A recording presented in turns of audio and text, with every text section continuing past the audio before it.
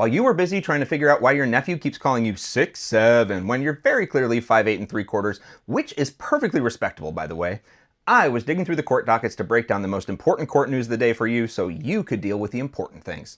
Happy Wednesday, everybody. I'm Brian, and this is the morning report for the federal courts for September 10th, 2025. Please double tap your screen, like, comment, subscribe, become a member, and try to watch at least through the intro so that this will hit the FYP.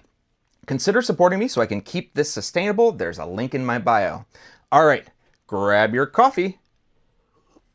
Let's get to the news. Oh, that's good. Someone said there was something other than coffee in there. Can you imagine? All right, the Supreme Court has agreed to hear the president's appeal in the tariff case. They'll actually be consolidating two tariff cases, Trump v. VOS and Learning Resources v. Trump, and they'll hear them on an expedited schedule.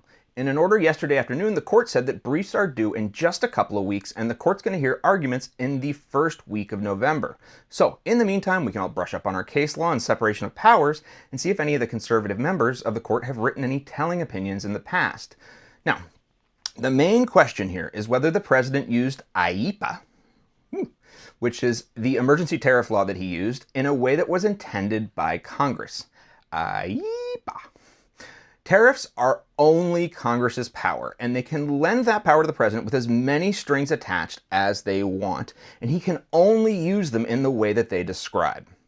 Delegated powers like these are intended to be used and interpreted very narrowly. So if one law says that he can raise tariffs 2% for a trade imbalance problem, and then another law says he can raise it 5% to stop weapons from entering the country, he doesn't get to cross over and raise them 5% for a trade imbalance. That's like mixing apples and ducks. Only apples to apples. So this may be one of the first big substantive tests between the branches before the court in this Trump term. I know it feels like there have been a ton of Supreme Court decisions that have been in Donald Trump's favor, but if you've been listening closely, none of them have really been substantive. Most are procedural or temporary victories in the middle of a bigger case. So we may finally find out what this court is really made of. My vote is creamy nougat. Okay. Now we're going to bounce down to New Mexico for some Frito pie and, I don't know, something Christmas style. Is anybody else hungry? All right, State of New Mexico v. Musk, which is joined with a second case, Japanese American Citizens League v. Musk. Now, this case is about something that's kind of bothered me since day one, which was exactly how Elon Musk was put in charge of Doge without being confirmed by Congress. And I think there was a combination of just chaos at the beginning and sort of a half-hearted argument that he probably wasn't getting paid, so he didn't really work there. But I think we all see the problem with that. Paid or not, you can't be a major officer of our government in charge of making huge decisions without being subject to our system of checks and balances. And like I said, there are basically two cases here. There's the New Mexico case, which is a bunch of states suing based on kind of a legal theory, like, hey, you're breaking the law.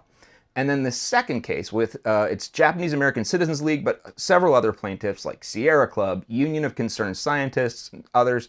It's more about grants and money that he cut off while he was in that role with no oversight. Now, remember, a couple of weeks back, there was a Supreme Court case where only Justice Barrett said that she agreed with the majority about something because she thought that all of the cases about the Trump administration refusing to pay out grant money belonged in the Court of Federal Claims, which is where we handle contract disputes with the government.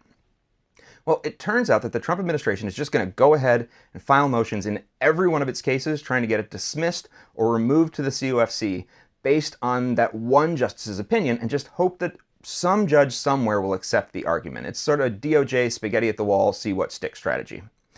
And if you'll recall, last week in Harvard v. Trump, the judge rejected the argument, saying one justice's opinion is not binding.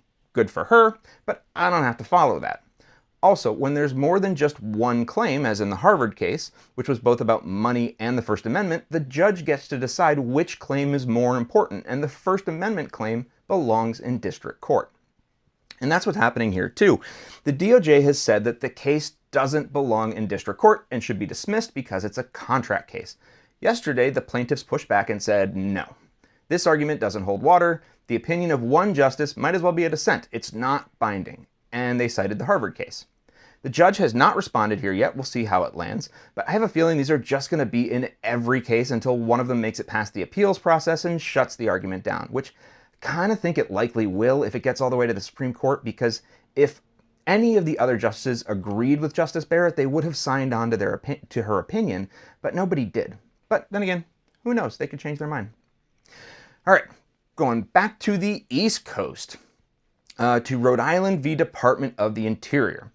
Not sure if you remember, but about a week or so ago, Don Quixote continued his unending quest toward the eradication of windmills when he put a halt to a wind energy project off the coast of Rhode Island.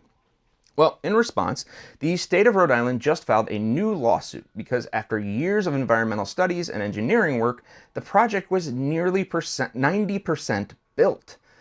When the Bureau of Ocean Energy Management put a stop work on the project so it could address, quote, concerns.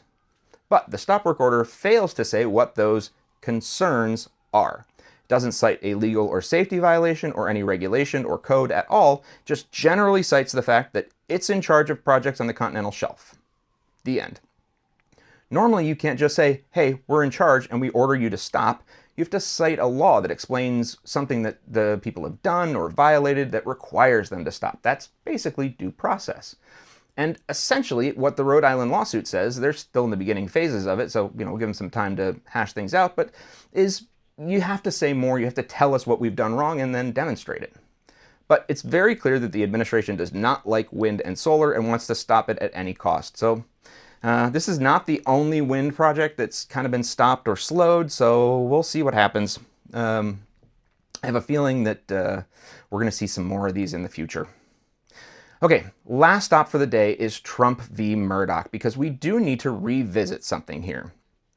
As a reminder, on July 17th, the Wall Street Journal published an article about a letter that Donald Trump had written to Jeffrey Epstein as part of a 50th birthday book, where a bunch of his friends submitted silly little notes. Now, the note was a bit cryptic, a bit blue. It included a rather abstract drawing of a nude woman, but let's be fair. No one at this point thinks Donald Trump is a Boy Scout. It probably wouldn't have been that big of a thing if he just kind of played it off his locker room talk and moved on.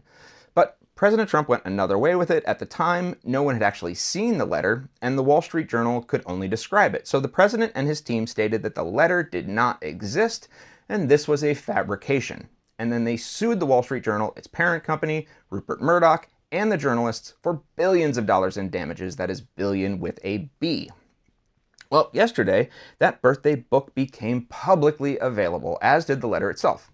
You can download a copy with PDF bookmarks added from my shared documents under Epstein Evidence. Links are in my bio. Please be warned, it is not for children or really for many adults.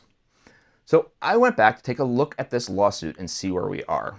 Well, a little over a month ago, on July 28th, Donald Trump demanded to immediately depose Rupert Murdoch on the matter, insisting that he was too old to wait even a day.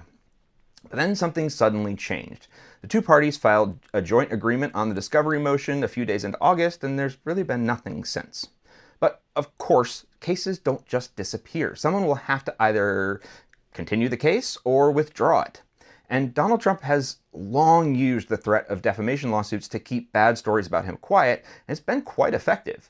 Evidence of his withdrawal could be used against him in future cases.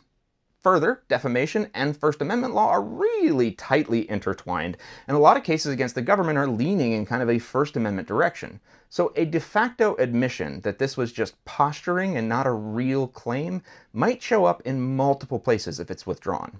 So it's worth keeping an eye on this case to see how they handle it, which I will do for you.